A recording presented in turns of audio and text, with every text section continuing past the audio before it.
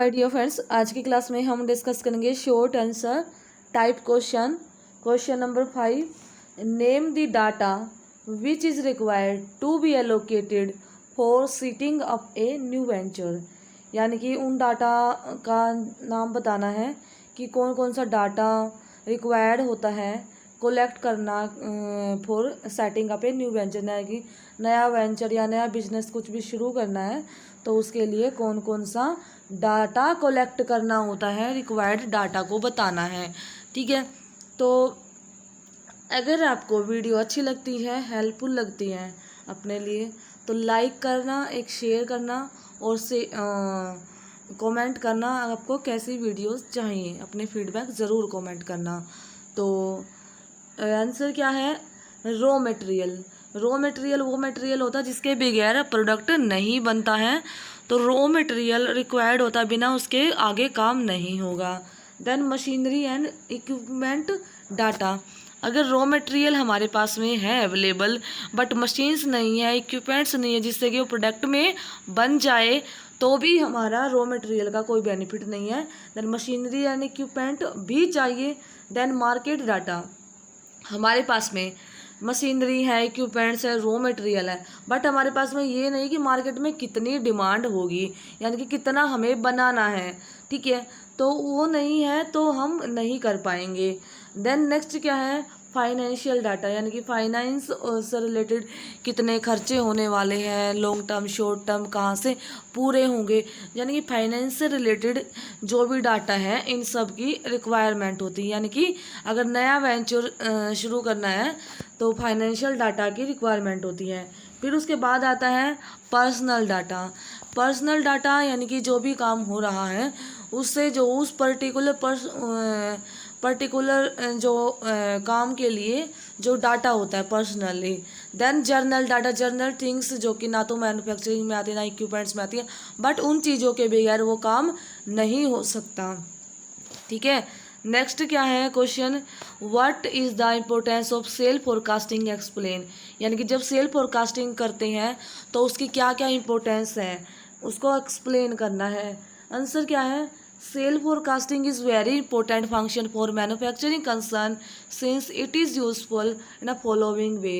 First of all, it help to determine production volume considering availability of the facilities like equipment, capital, manpower। यानी कि अगर cell forecasting करी, यानी कि cell का हमने ये पता लगा लिया कि इन फ्यूचर कितनी सेल होने वाली है, जिसकी वजह से क्या हो जाएगा, हमने जो हमारे पास में फैसिलिटी अवेलेबल है, जैसे कि कितना इक्विपमेंट है, क्या कैपिटल है, क्या मैन पावर है, इन सब की कितना उसको अवेलेबल करवाना है, कितना वो यूज़ होगा, पता लग जाएगा कितनी किस वॉल्यूम से यूज़ होगा।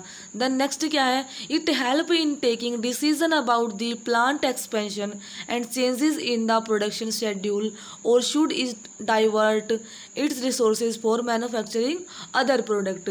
यानी कि जो भी सेल फोरकास्टिंग से जो डाटा मिलेगा उससे डिसीजन, निर्णय लेने में हेल्प मिलेगी कि हम कितना अपने प्लांट को एक्सपेंड कर सकते हैं, कितना उसको बढ़ा सकते हैं, यानी कि प्लांट एक्सपेंशन में हेल्प मिलती है। और जो चेंजेस करने हैं प्रोडक्शन शेड्यूल में या जो भी रिसोर्सेज में जितने भी चेंजेस करने हैं, कितना उसको लेना है, कितना नहीं लेना है, तो ये सब करने के लिए भी हेल्पफुल रहता है, जिसकी वजह से हमें अगर दूसरा प्रोडक्ट भी बनाए तो हम कर सकते हैं अगर हमारे पास प्रॉपर डाटा अवेलेबल है तो।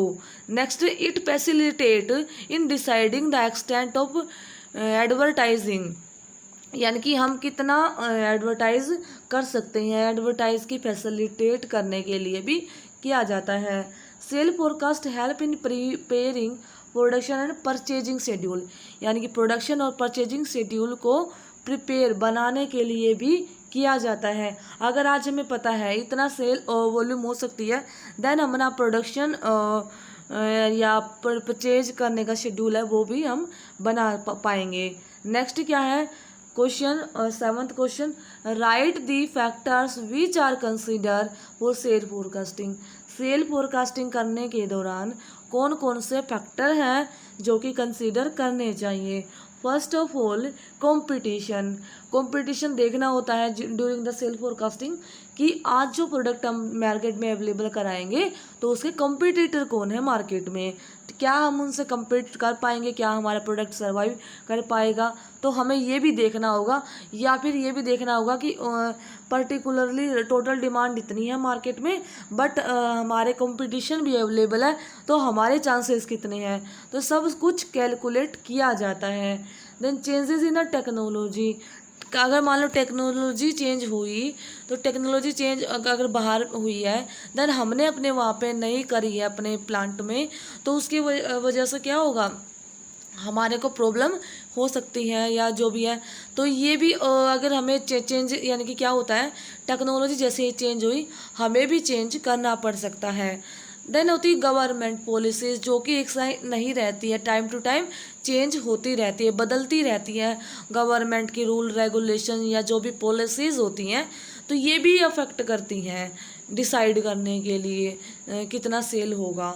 Then factors related to the concern itself, यानी कि जो पर्टिकुलर वर्क है उससे रिलेटेड जो भी फैक्टर्स हैं उनको भी देखा जाता है। यानी कि सेल फोरकास्टिंग जब भी करते हैं तो इन सब फैक्टर्स को देखते हुए करते हैं। देन किसी जजमेंट तक जाते हैं कि इन फ्यूचर डिमांड होने वाली है पर्टिकुलर कोई भी डिमांड। ठीक है, तो ये तो डिस्कशन, और बाकी क्वेश्चन नेक्स्ट पार्ट में आ जाएंगे। अगर आपको वीडियो अच्छी लगती है, हेल्पफुल लगती है, तो शेयर ज़रूर करना फ्रेंड्स के साथ में, ताकि उनकी भी हेल्प हो जाए, और एक लाइक और एक कमेंट ज़रूर करना। मिलेंगे नेक्स्ट वीडियो में। Have a nice day.